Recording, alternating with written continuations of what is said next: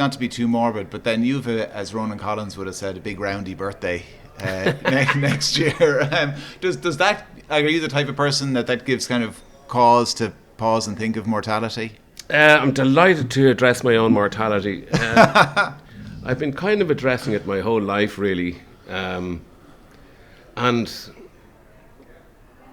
the 70 thing doesn't faze me. 60 was a bit difficult in the sense that I wasn't sure about the creaky bits. It took me about 2 or 3 years to work out about what I should expect from my own body and what I shouldn't. There were bits that were kind of falling off a little bit, and you're trying to say, well, can I expect myself to do this? Because I didn't want to give in to anything, because you can turn off and get lazy, and that's such a waste. But at the same time, to be driving yourself into a position where you think you're 24 is ludicrous and not sustainable. So I found 2 or 3 that adjustment difficult, whereas I think I know now what I can expect in terms of moving forward, touch wood. The mortality thing will hold off for another little bit. But I kind of feel I'm in bonus country anyway. And I've kind of always feel, again, it's part of the framing of this thing with life and death. I think if you're capable of moving around, if you're capable of being to a certain degree independent of thought, independent of you can be actively independent in your life, it's utterly bonus country, all the time. Yeah. And I think the longer you keep that in your mind,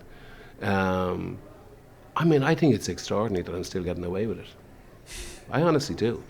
And you kind of think of all the things, and you think about people who fell downstairs and killed themselves, and the most idiotic sort of random things that happen in life that depart people, or you lose your legs in some ludicrous sort of situation, or it becomes very dramatic and people in various situations are harmed. And I'm actually healthy. I said, I don't know how that's happened.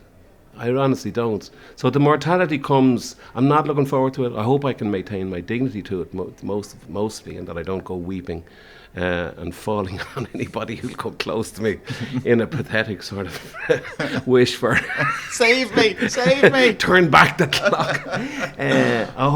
I think it'll be tough, all that stuff, but that's what again, come back to the hospice. That's what I love about the hospice, that they contextualise all that stuff, and they say, look, feeling angry is okay, feeling all those 7 degrees of grief, whatever it is that you go through, that rebellion, that acceptance, all that thing, all of those things are just natural. And I think once you can feel reassured that you're just part of the life cycle, you can kind of, you can get through it.